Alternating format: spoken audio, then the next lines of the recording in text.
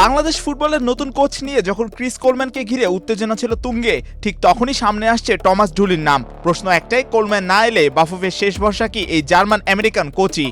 উয়েফার লাইসেন্সধারে Thomas ঢুলি coach হিসেবে খুব বেশি আলোচিত না হলেও এশিয়ার দিক থেকে তার অভিজ্ঞতা ঝুলি আছে বেশ সমৃদ্ধ। 2014 থেকে 2018 পর্যন্ত ফিলিপাইন জাতীয় দলের দায়িত্ব থেকে দলটিকে এশিয়ান ফুটবলে নতুন পরিচয় এনে দিয়েছিলেন তিনি। তার অধীনে 42 ম্যাচে ফিলিপাইনের ছিল মাত্র 20টি জয়, পাশাপাশি ছিল 11টি ড্র।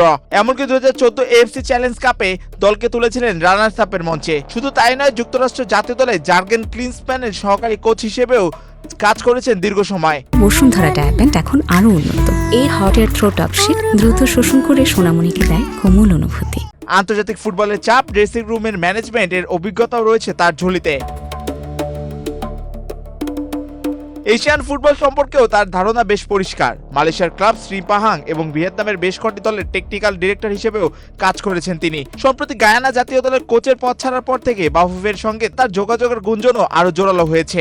এদিকে বাফুফের সভাপতি তাবিদ আওয়াল নতুন কোচ নিয়োগ প্রসঙ্গে বলেছেন, এখন আমরা আরেকজন কোচের সঙ্গে আলোচনা চালিয়ে যাচ্ছি। আশা করছি আজ কিংবা আগামীকালকের মধ্যেই সমঝোতা চুক্তি হয়ে যাবে। চূড়ান্ত হলে সঙ্গে সঙ্গে আপনাদের জানানো হবে।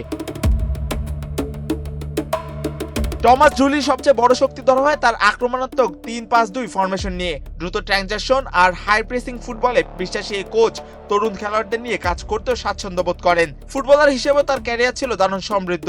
লেভারকুসেন, শালকের মতো ক্লাবে খেলেছেন আর যুক্তরাষ্ট্রের জার্সিতে খেলেছেন দুটি বিশ্বকাপও।